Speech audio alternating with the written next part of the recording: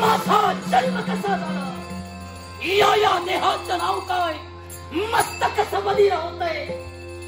बधीर झालेल्या मस्तकानं तर मयाच्या मस्तकाला जाऊन होते. विचार करते का एकाच गोष्टीचा. चक्रावली तप्त झाला आणि तोच चक्रावली शांत करण्यासाठी या भुकेचे क्षमण काय मान नाही. समोर दिसणारी व्यक्ती आणि ही समोर दिसणारी व्यक्तीच्या नडीचा घोट घ्यावा. चक्रावली तप्त झाला तोच चक्रावली शांत करावा. मग या नाही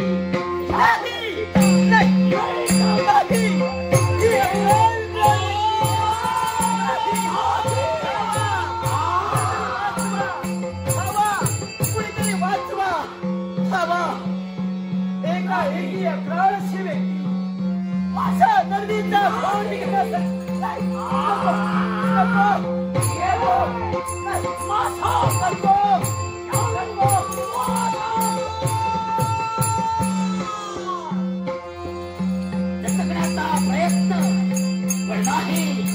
आता या व्यक्तीला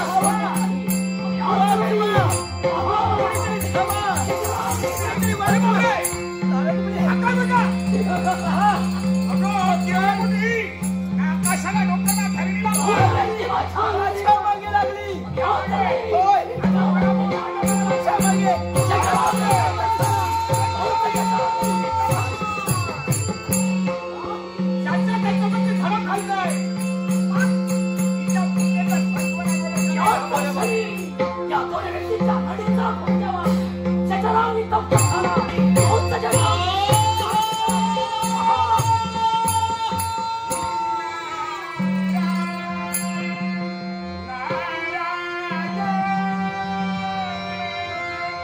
आश्चर्य नवलकी चमत्कार म्हणावा.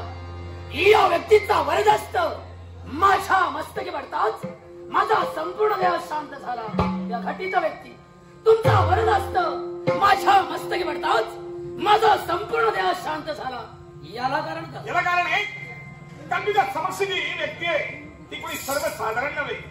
त्रैलोक्य वंद्य पुरुष नारद म्हणतात तोच मी. नारद भूत भविष्य वर्तमान जाणण्याची जाणशक्ती ज्याच्यात तोच ब्रह्मपुत्र नारद तोच मी. मग मला सांगा ज्याप्रमाणे तुमच्या देहाला नाव त्याचप्रमाणे हिच्याही देहाला नाव बरोबर आहे. ही साधी स्त्री तुझ्या नेता समक्ष दिसते. ही कुणी सामान्य नव्हे. साक्षात दशानन दशकंदा तो लंकाधीश रावण. या लंकाधीश रावणाची भार्या नाव मंदोदरी. मग हिच्या भक्तीच्या तेजापासून माझा जन्म झाला. मग मला सांगा माझा जन्म झाला तो काही कशासाठी? अपमान अपमान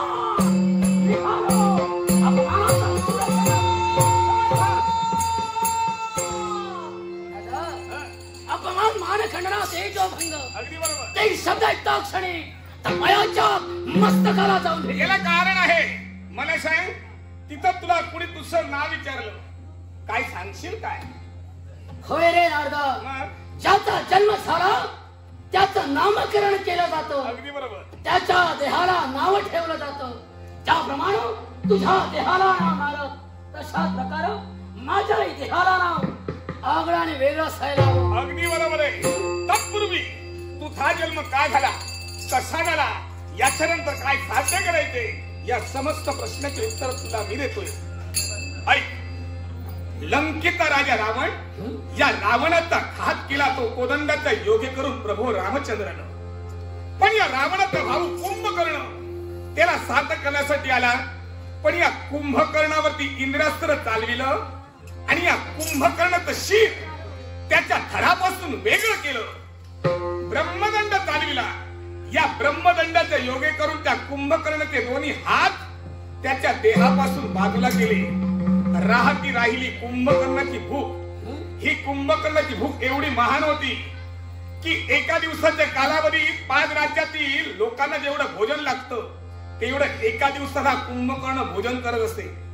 मग या कुंभकर्णाच्या उदरावरती ब्रह्मदंडाचा योग्य करून वार केला आणि या कुंभकर्णाचं उदर फार फाडलं.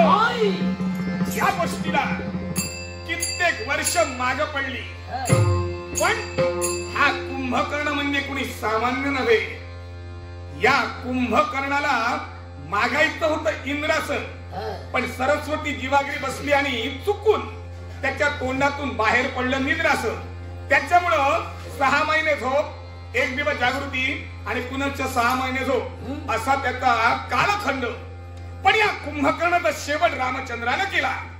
पण या कुंभकर्णाची जी खोपडी होती म्हणजेच कवठी कित्येक वर्ष अशीच पडून होती आणि त्याची ती भूक, केवळ ही कुंभकर्णाची भूक इच्छा पूर्ण झाली नसल्याच्या कारणानं पिठाच्या रूपानं अवतीभोवती फिरत होती. शुक्राचार्य महंतांनी हे जाणीलं. संजीवनी मंत्रानं मंथरलेलं उदक त्या खोपडीवरती मारतात. त्या खोपडीपासून आणि भुकेपासून तुझा जन्म झालाय. म्हणजे त्या खोपडीपासून माझा जन्म झाला. मग मला सांगा, माझा जन्म झाला तो खोपडीपासून आणि म्हणून तुझा देह आगळा आणि वेगळा. केवळ तुझ्या कमरेखालचा जो भाग आहे तो एका पुरुषाचा भाग आहे.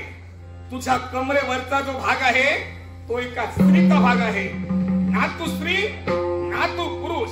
आता अशा पद्धतीने आगळी वेगळी अशा अवतारानं अवतीर्ण झालेली तू. पण या विश्वात सर्वांना नाव आहे त्याप्रमाणे तुला सुद्धा नाव. कुंभकर्णाच्या खोपडीपासून तुझा जन्म झाला म्हणून कुंभ, आणि भुकेपासून जन्म झाला. भुकेला दुसरा शब्द क्षुधा, क्षुधाला दुसरा शब्द कोणी, म्हणून आजपासून सारा जग तुला कुंभकोणी कुंभकोणी कुंभकोणी म्हणजे या अगटीचं देहाचं नाव कुंभकोणी. होय होय कुंभकोणी. मग मला सांग, माझा जन्म झाला तो कहाणी कशासाठी? एकाच कारणासाठी अपमानाचा सूड खायला. पण तोच प्रभू रामचंद्र सांप्रत आज या स्थित्यंतरात 8व्या अवतारानं अवतीर्ण झालेला आहे तो या द्वापारयुगात. कारण ते चालू होतं ते त्रेतायुग आणि आता चालू आहे ते द्वापारयुग. मग या कृष्णाच्या द्वारकेपर्यंत तू सहजासहजी पोहोचू शकत नाही. कारण सुदर्शन चक्र गरगरा गरगरा फिराय घालतोय. याच्या शतशकल झाल्याखेरीज राहणार नाही. म्हणूनच केवळ सभोवतालचा जेवढा जेवढा परिसर आहे कृष्णभक्त आहे त्या कृष्णभक्त जर का छळ केला आपोआप द्वारकेतून फळ काढल्याखेरीज राहणार नाही. असंच आहे त्या कृष्णभक्तांचा छळ मारण्यासाठी ही कुंभकोणी, ही कोणी, या जागेचा त्याग तुला. अजून तू अपरिपूर्ण आहेस. परिपूर्ण होण्यासाठी ज्याप्रमाणे लंकेच्या राजा रावणानं भक्ती केली ती शिवशंभू महादेवांची, कुंभकर्णानं भक्ती केली ती ब्रह्मदेवांची, त्याचप्रमाणे हे कुंभकोणी तुला भक्ती करून शक्ती निर्माण करणार नाही. नारदा मुखातले शब्द मुखात ठेव. मला सांग, त्या कपटी देवतांनी कपटाचं आचरण करून माझ्या पित्याचा शेवट केला. त्याच देवाची भक्ती करावी. कारण देवतांचे दात देवतांच्या घशात घालणं महत्वाचं आहे. याच्यासाठी कुठं नियम बोलतोय कपटेनं शत्रू वधावा. याच्यासाठी केवळ आपलं उचित साध्य करून खायचं असेल. आपल्याला काय भक्ती करून शक्ती जर का मिळते, भक्ती करायला काय अर्थ आहे? म्हणजे सात्विक भक्ती नसून त्या शंभू महादेवाची विरोध भक्ती केली पाहिजे. मग ही कुंभकोणी. जरा था अजूनही या देवतांचा काही नेम नाही. शिव शंभू महादेवांची भक्ती करायला तू जाणार आहे. पण तत्पूर्वी हे स्वभावरचना हे विजय खडग हे कुंभकोणी मी गावाल सर माझ्या मनाचं समाधान माझ्याही झालं. पित्याच्या वधाचा सूड घेण्यासाठी ही कुंभकोणी त्या कृष्ण भक्तांचा छळ मारण्यासाठी माझे दे तुला शुभ मंगल विजयी भला तुझा या